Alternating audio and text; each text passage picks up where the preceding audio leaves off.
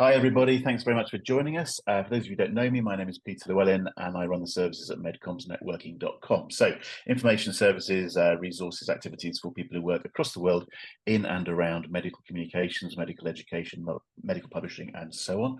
A shout out to anyone out there that's looking to join the business. We do provide a lot of resources and information over at firstmedcommsjob.com. It's worth having a look. And we provide a lot of video content these days, much of it based on webinars like this via NetworkPharma TV, where you'll find hundreds of videos of one sort or another.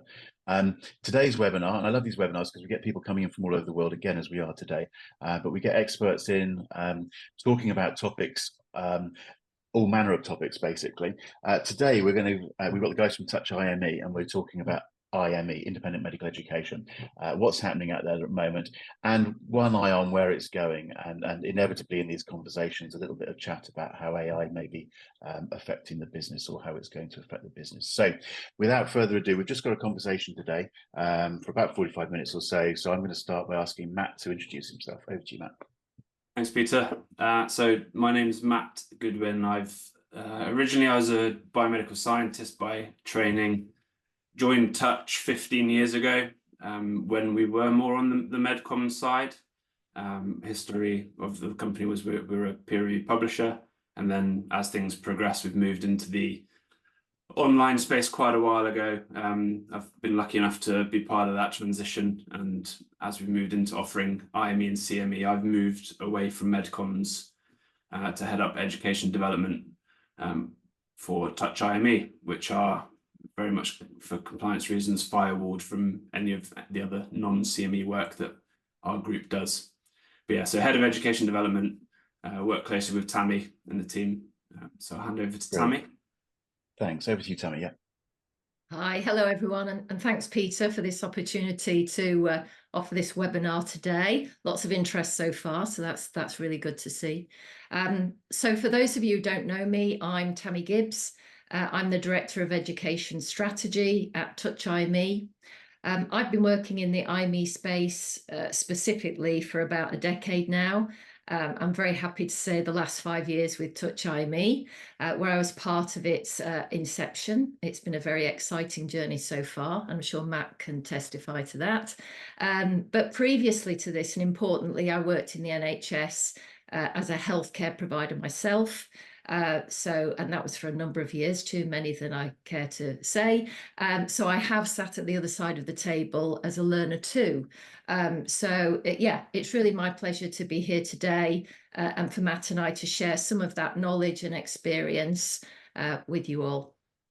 Fantastic. Okay, thanks. So that's who you are. So we're talking about IME. Tammy, I'm going to ask you to start by just talking us through what IME is, but I'm also going to flag the fact we're already mixing up IME, CME. Can you just explain those terms a little bit, how it's different from MedComms? We all differ a little bit on our definition and so on, but give us a flavour. But as I say, IME, CME is already getting mixed up. So let's be fairly clear what the differences are and so on. So Tammy, over to you. Sure, good question. So quite often it's categorized as IME, CME, independent medical education, certified medical education, and that is what Touch IME are involved with.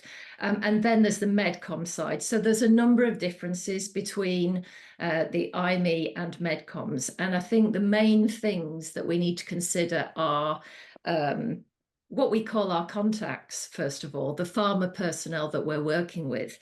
And in IME, we call them supporters. And in MedComms, it's usually clients. And actually, the language that you use is actually very important. And it touches on compliance, which I'll talk about in a little bit. And the education is usually based around, on the MedCom side, post-launch of a compound, or established compounds, whereas in IME, it's more likely to be phase 3 or just launching, occasionally phase 2, but that's not very often. Another key aspect is that it is totally hands-off in IME. So in terms of the development of the content, it is wholly owned by the provider, and the supporter cannot have any influence on that whatsoever. So, for instance, they can't say which faculty they want to have involved. They can't set what learning objectives they would like. They really can't make any requests at all. The one thing that they can do is provide background materials, but that has to be on request, and that has to be of a non-commercial, non-branded nature. And then it's up to us as the provider and our medical team, our medical writers, the editorial board, to decide on whether they actually use any of that information if it's pertinent to do so. So just to emphasize that that's totally at the discretion of the medical team. And when we present the supporter, so on the IME side with the proposal, all the supporter can do is just provide the funding, and that's usually in the form of an educational grant. That's it. Compliance, which I just briefly mentioned in independent medical education and certified medical education, is something that absolutely has to be adhered to by both parties. And we feel that it's our role at Touch IME, and I'm sure other providers feel the same, that we need to protect those supporters who may not be as familiar with compliance, the whole compliance landscape, that we have the experience, and we want our supporters to feel comfortable and confident, if you like, that in supporting education with us, that the process from start to finish will be correct, will be compliant, and we'll look after them in that space. And that's also about using compliant language within proposals itself, and also any other communication, such as email correspondence and so on. Where there is an area that is similar, and I'll get Matt to comment on this as well, is that the education needs to be trusted. That's very important. It must be credible, and that's helped quite a lot by the faculty, of course, that we work with. It must be very balanced, so it must look at the whole treatment landscape. It needs to be non-commercial, unbiased, evidence-based. This will all be language probably that we're all used to, but there are still a lot of similarities with the commercial aspect. And Matt, did you want to comment on that? Sure. Yeah, I think the nutshell really is that with the MedComms side, you're partnering with the pharmaceutical company, so you're an extra part of their team in essence, and you're working with them to create content. It might be very specific, it might be very one drug related style education, or it might be quite broad, but ultimately you're an extension of that pharma company. Whereas on the IME and the CME side, and I'll jump in on the difference just now, but the difference for us is that we're very much separate. So as Tammy said, we own the education. It's not owned, it's not IP that belongs to the pharma company, it's our own, and we're completely hands off. We're looking just for a grant based on a proposal that we've written, based on unmet needs we've identified.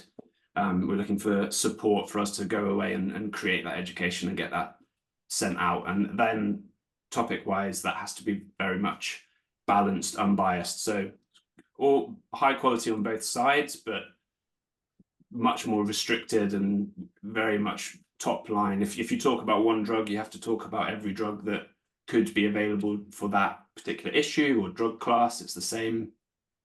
So it's more balanced, more unbiased, and very much at arm's length from pharma support. On the IME and the CME side, the IME is the umbrella term, or independent medical education is the umbrella term, and then you can have accredited and non-accredited education. So the CME is then when that is accredited, and that typically is by an accrediting body. In the US, it's typically the AMA offering ACCME credits, but there's also ACPE for pharmacists, ANCC for nurses. The ACCME is for physicians. And then in Europe, there's a few, there's a number of top bigger accreditors such as the ACCME and EBAC.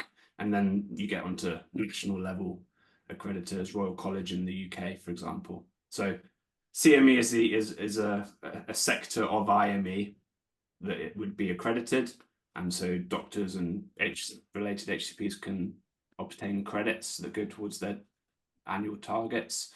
Whereas on the IME side, it's developed with the same principles. We offer both at Touch IME, and they are developed with the same rigor, so that from a learner's perspective, there is no difference. The difference being is then it's not accredited externally. So still balanced, still unbiased, but not accredited. Okay, can I just ask on that point, I guess, what's the reasoning behind choosing to do it accredited or not accredited? And is that a decision that you take, the learners take, the funders take? How's that process work, or what is the thinking involved in whether it's accredited or not?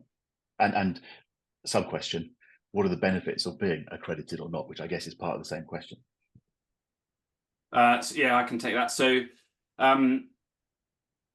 accredited is obviously there's the benefit that you can claim that credit, and doctors and HCPs have to get a certain number of credits per year to continue practicing. So there's a need for furthering education.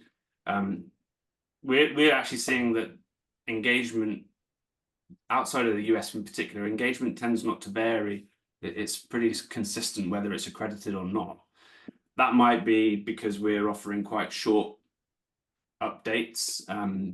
Obviously, a credit is based on the amount of time taken on that education. So if you attend a whole day meeting or a weekend meeting, then you're going to get a lot of credits from being there. Whereas for us, our sweet spot and where we get high engagement is the shorter, more concise, punchy education. So really, you're looking at 1 credit maximum for our type of program. So for us, it's not always a massive driver. We see equal engagement sometimes with non-accredited education because there's a desire to engage with that topic, and there's a need for that doctor to learn, or for that HCP to learn.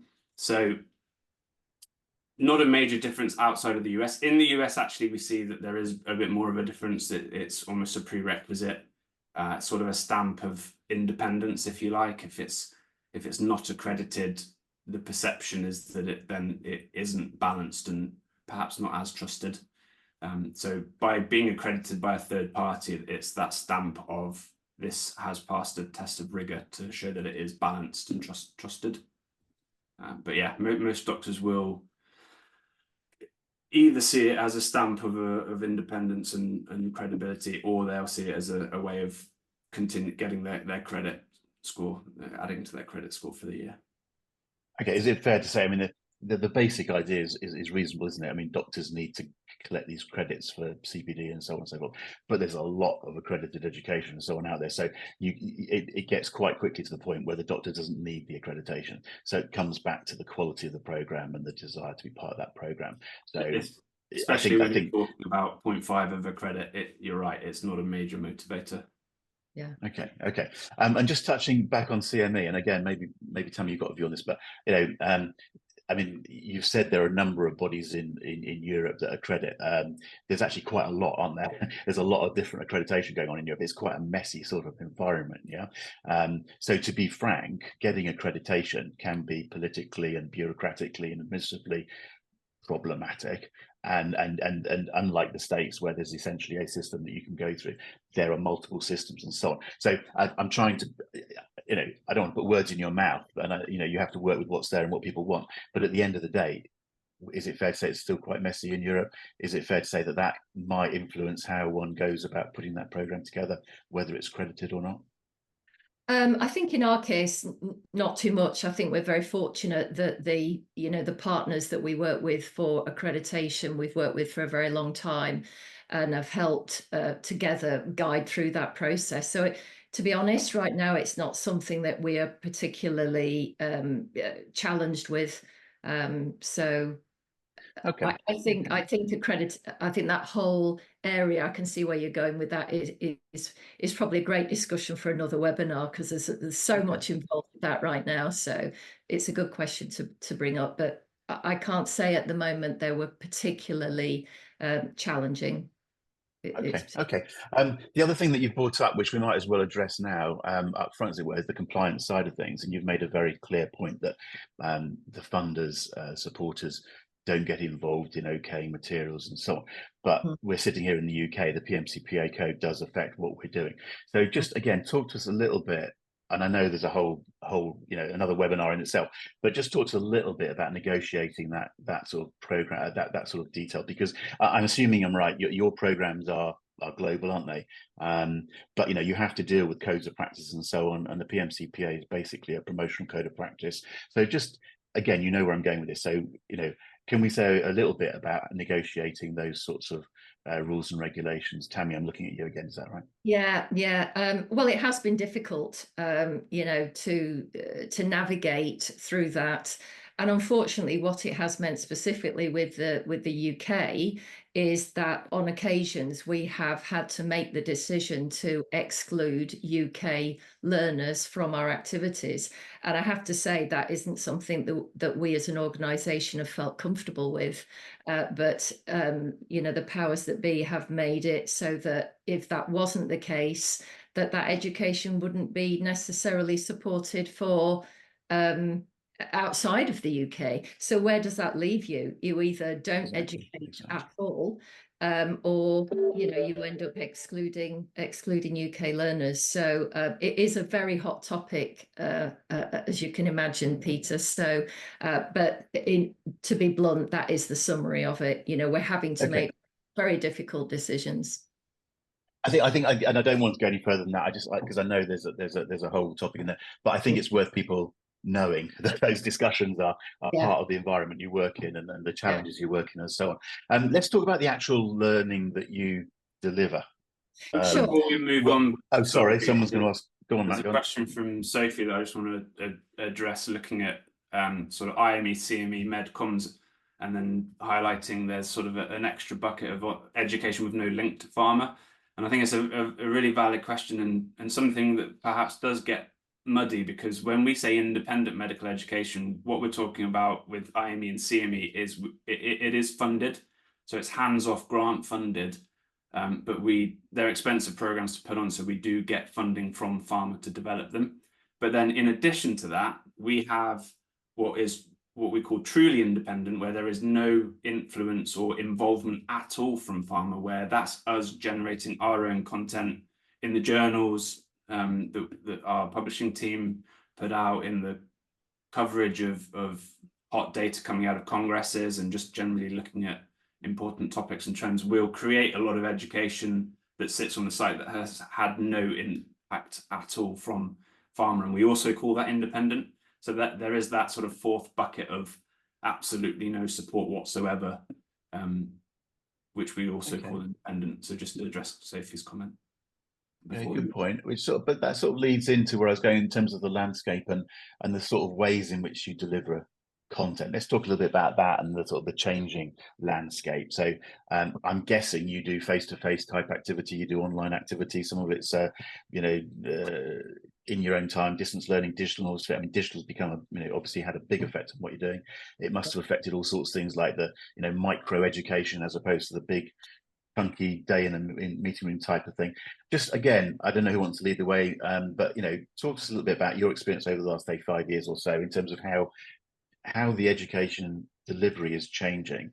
And again, what are the driving forces? Is this because learners want it differently? Is it because providers have more tools and you're using tools for the fun of it? Or is it because funders are driving it, or the regulators? Just talk about the environment and how this is being done these days out in the field, in the real life, as it were. Yeah, sure. The easiest way to do that is if we look at the landscape in 3 buckets: past, what's happening currently, and then what we think the future looks like. And that will thread quite nicely into some of the things that Matt's going to talk about in regard to AI. So in the past, most medical education consisted of in-person, local gatherings, events. They typically be quite small scale and very didactic, sort of classroom style format. And the problems with that type of event is the small numbers of learners that are being educated. There was no real measure of what the audience has learned from or what they intend to implement, or any measure of confidence from those events. It's just a simple, at best, probably a post-event survey. And you can imagine some may have completed that and others may not. And that's it. That's the beginning and end.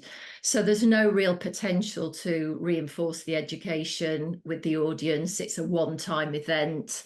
There'd be very little tools and resources, and importantly, doesn't really address the different learning preferences, which is really important in the field that we're working with. You know, different healthcare professionals like to learn in different ways, you know, from individual to individual.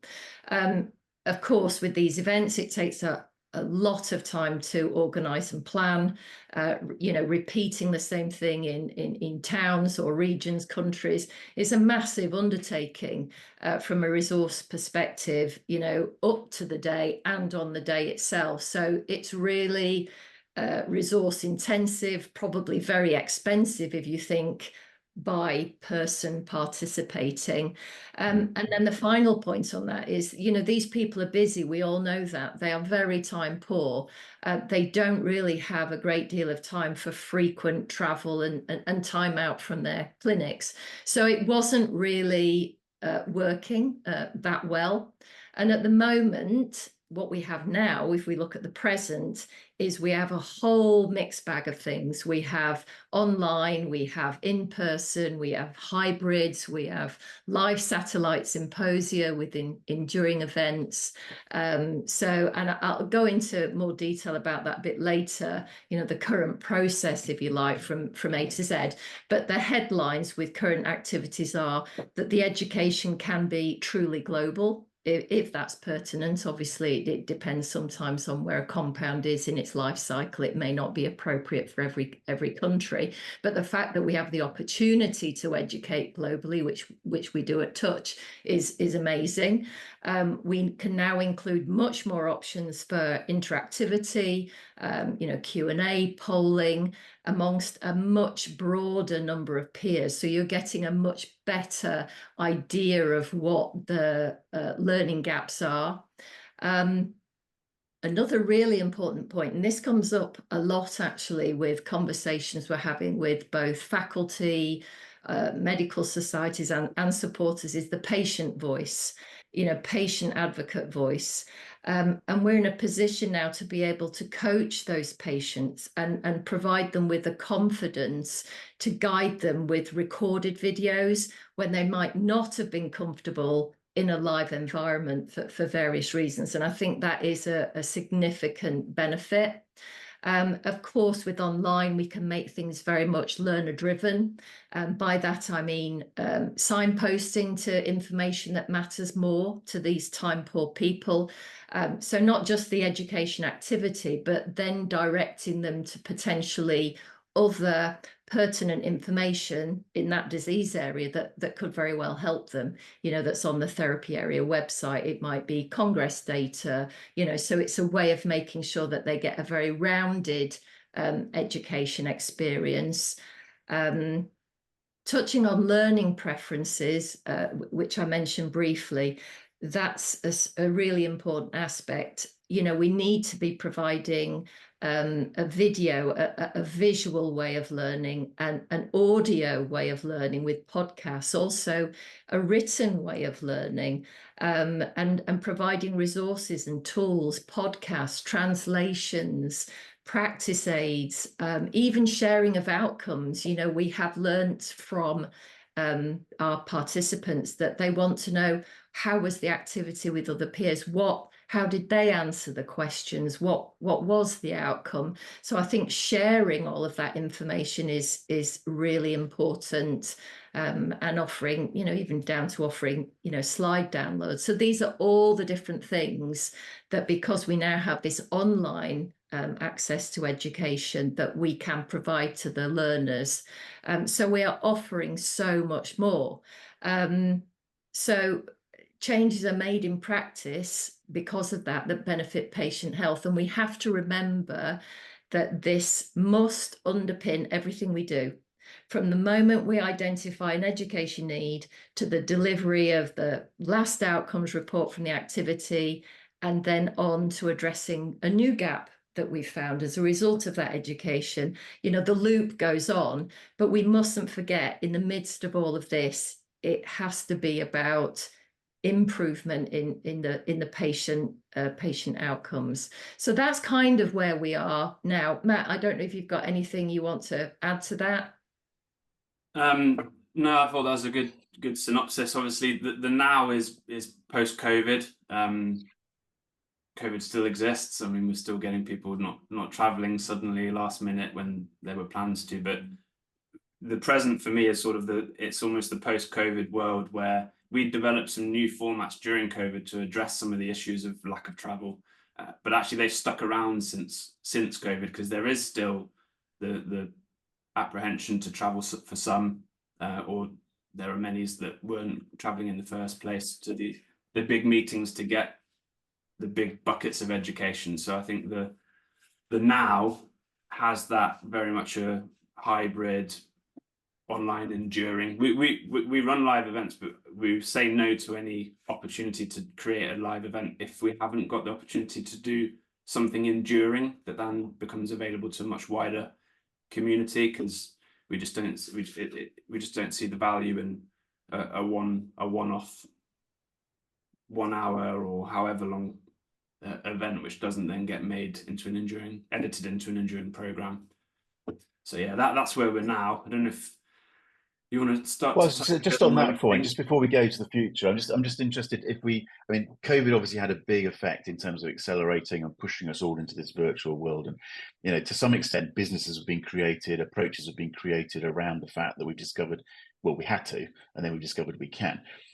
But there's still a very live debate, isn't there, about, you know, just how much more useful it is to get to face. There may be some practical problems, but there's a very live debate in truth, and an industry that's still trying to work out, you know, how important it is, how much we should focus on face-to-face as opposed to digital, hybrid, and so on. Again, another big topic, but just give us a little bit of a sense, maybe Matt, a little bit more of a sense from your point of view, having been around for a few years, how you've seen that swing.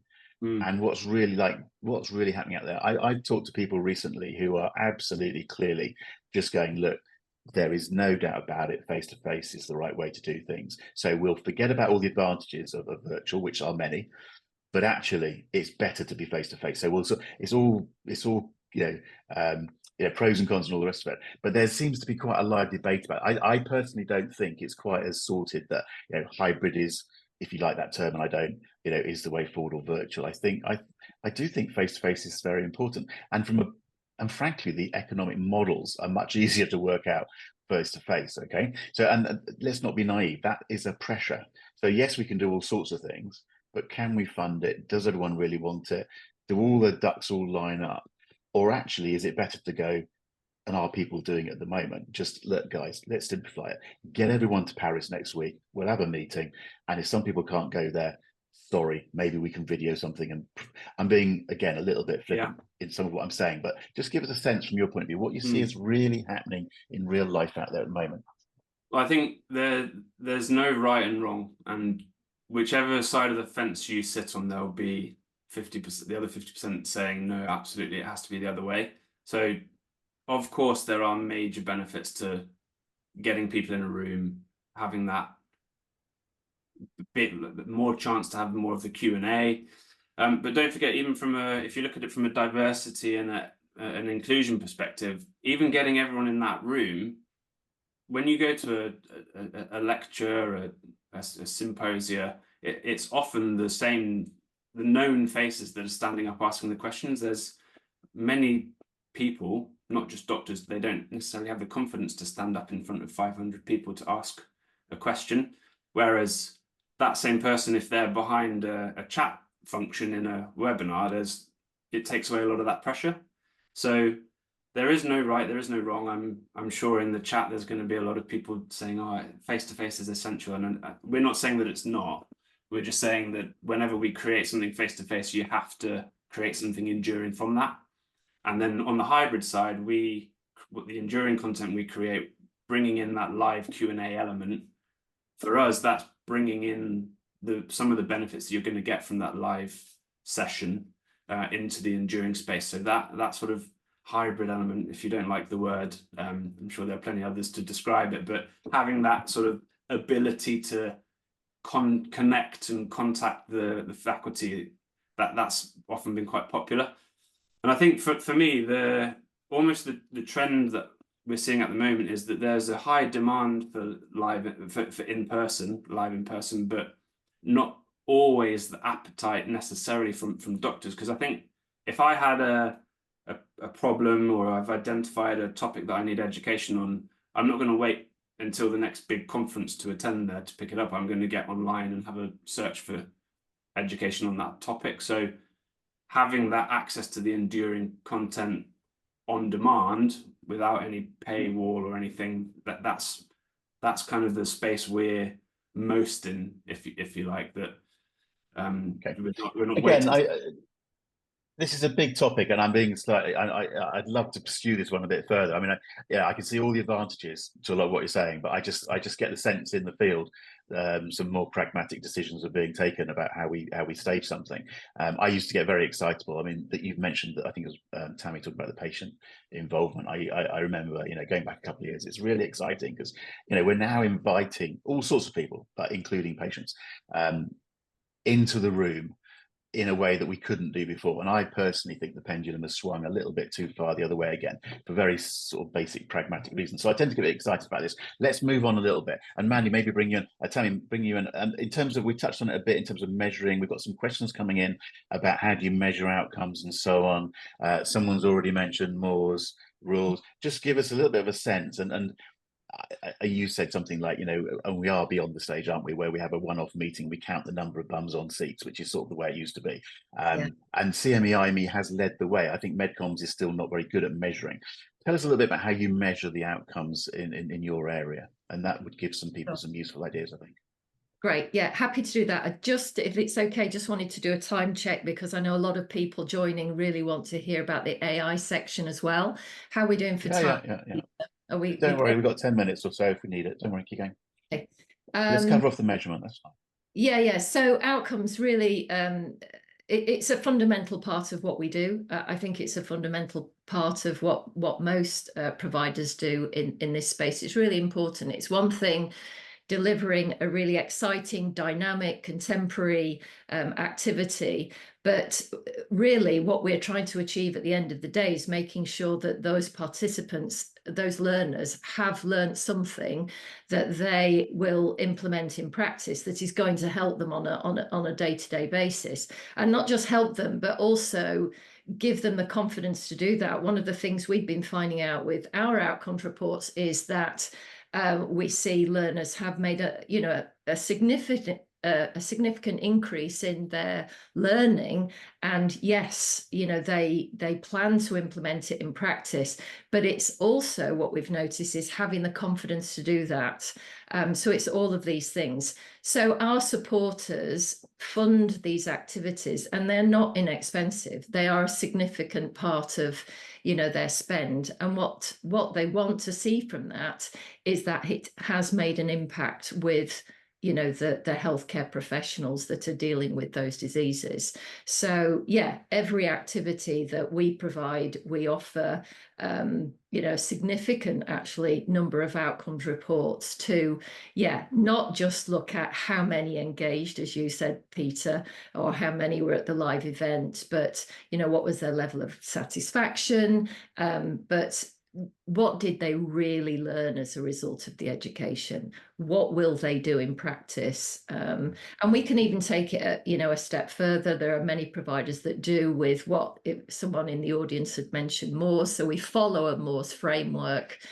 So level 5 is looking at what difference did that make in practice? What was the actual result of implementing those changes? And that's something that we can do and we provide as well. But again, that's down to budget, Peter, and it depends, on the supporter and how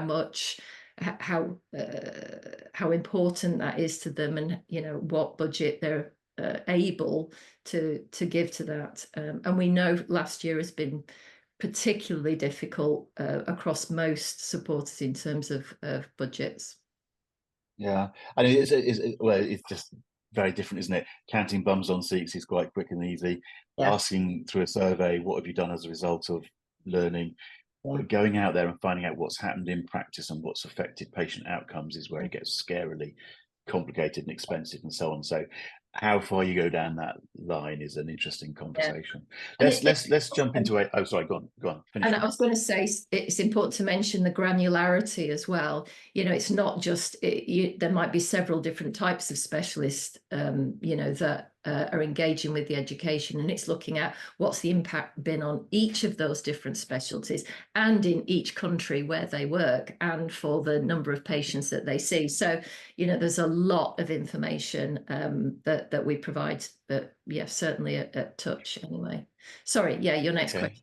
No, I was gonna pick up on what you said 5 minutes ago and just go that let's spend the next few minutes talking about AI, because I quite like the fact we haven't got to AI properly yet. Okay, so a lot of these conversations get bogged down in AI, but we've talked about what you're doing with IME and CME and the changes over the years and the digitization and all the stuff that you've started talking about, Mandy, and you start to think, well, AI is going to be able to do so much. So, Matt, I'm going to draw you in, have a bit of a chat about how you're. Well, are you using AI? What is AI? Because people just go AI and you just wonder what we're actually talking about. And what are you actually doing at the moment? Where do you see it going? Have you got some ideas as to where this may go? That's your question. AI is already everywhere. I think the important thing is that everyone's already using it, whether you're doing online shopping, searching on Google, watching a show on Netflix, that's using AI. So it is inevitable. It's already here, although we're only starting on the journey. There's been, I think last year, some significant leaps that brought it into the mainstream for the general public, but also medical professionals and most businesses. And interestingly, that wasn't. And what you're talking about is what you're going with there is the generative AI type, you know, language models, Chat GPT and stuff type. AI. Yeah. So I won't. We probably don't have time to get into the definitions. There's machine learning, there's artificial intelligence, there's generative AI. I think it's generative AI that's sort of come now into the forefront, if you like. But it wasn't really any major technological breakthrough that happened. It's just provided more simple access and a good user experience, so it's getting more widely adopted. And I think that there's going to be major developments over the coming months and if not certainly years. Goldman Sachs have said that it's shifting from excitement to deployment in 2024. So 2023 was the buzz, and it's actually happening now. And they've predicted that 97 million people are going to be working in AI by next year. So it's happening fast. The quote that I've seen used a few times is Charles Darwin saying it's not the strongest of the species that survive or the most intelligent, but the one most responsive to change. And so I think the opportunity is massive. Every boardroom in every industry is discussing it. It's front and center at all the big meetings, ISMAP, the European and the American Medical Writers Associations, no doubt the European CME Forum again this year, and obviously at the Alliance in New Orleans. It's front and center.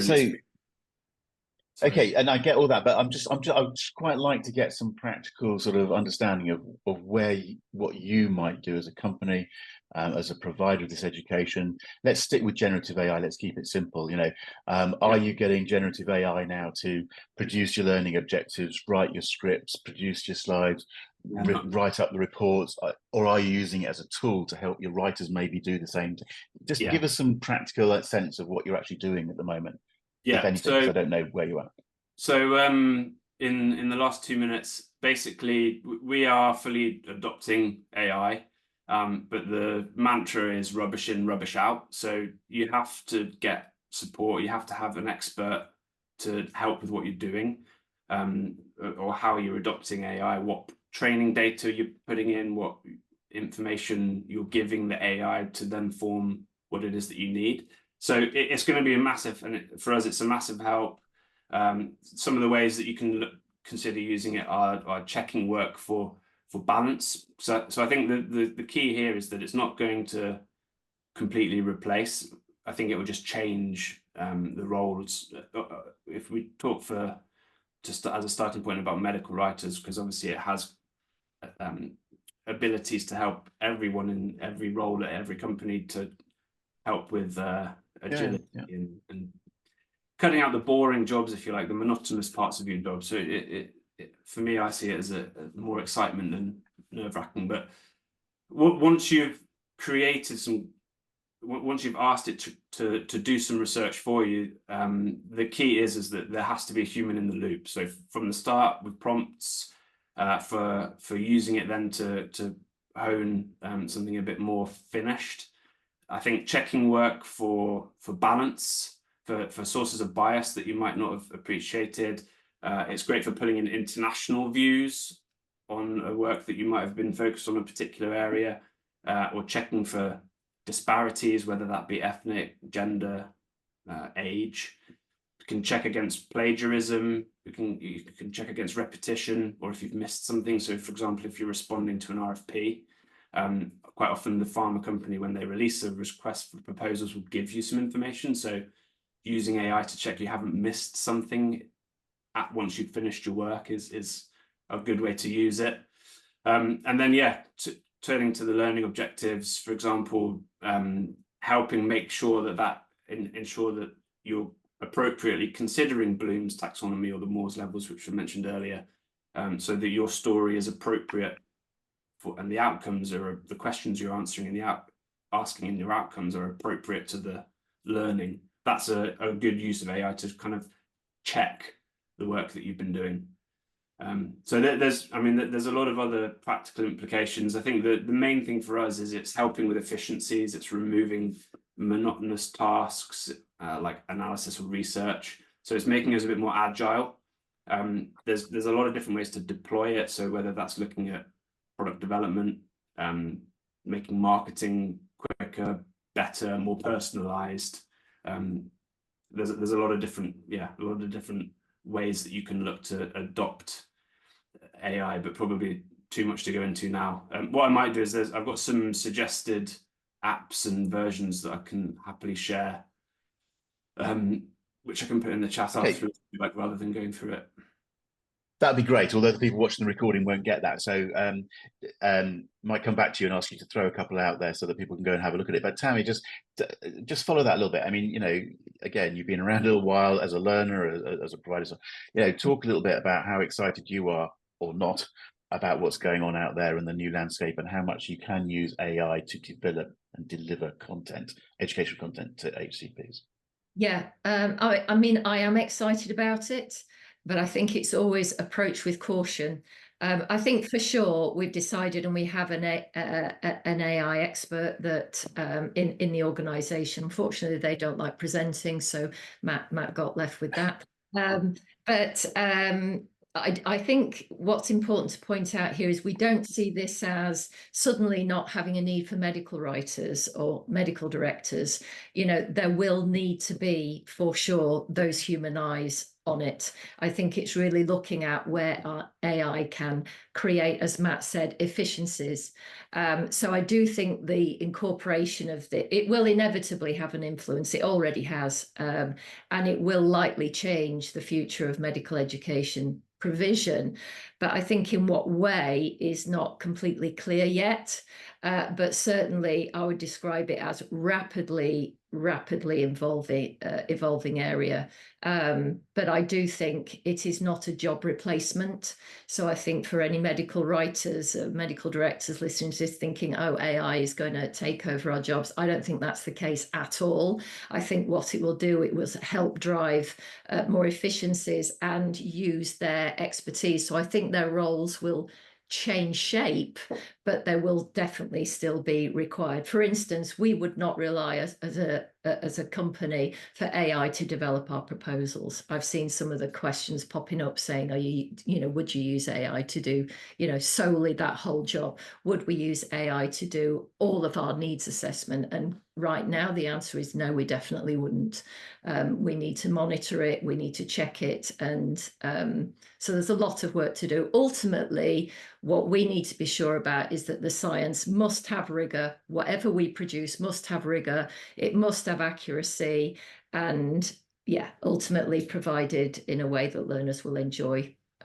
So I think it will be a good thing. It is a good thing, but in a measured way. Yeah, Eugene mentioned put a couple of links in, and I think one of the things that I picked up from the Alliance podcast was that I can't remember who the presenter was, but they sort of described AI as equivalent of a summer intern. So it can do the tasks and it can do what it's told, but it doesn't create things yet without skilled direction or prompts. So you still need that experience, that human in the loop. I think every time, and they mention it as well, every time we talk about AI, it always ends up coming back to the importance of people. And generative AI is not genuine intelligence. You need humans to get from AI, AI. Okay, we should wrap up in a minute. I was just to clarify what you touched on there. I know we've got some comments coming in from there. So what you're talking about there is the comment that came in that the Alliance, and we're talking about the Alliance for Continuing Education and Health Professionals, just to spell it out for people, have produced some useful podcasts. European CME Forum, ECF has been doing some useful work at the meetings and so on. So if people want to go and have maybe some look at what some of those resources are, that's probably worth spelling out. I think we probably should stop there. Well, I'm quite enjoying this. So I think for the moment, let's draw the line for the recording. That's the important thing, because we've got a few minutes left to talk to the audience. So I'm going to say a big thank you to you for jumping on and talking to us about where we're at with IME at the moment. I know I can speak for you and say anybody listening to this can reach out to you via LinkedIn is an easy way, so huge thank you, and I would encourage people to do so, and of course I'm encouraging people to continue the conversation, use hashtag MedComms, come and look at MedComms networking, see what else we're doing and so on. On that note, I'm still looking at the chat, there's still some comments coming in. I'm going to go thank you very much to you guys, thank you to the audience for joining in. I'm going to stop the recording and ask you to give us a little wave. Okay, bye.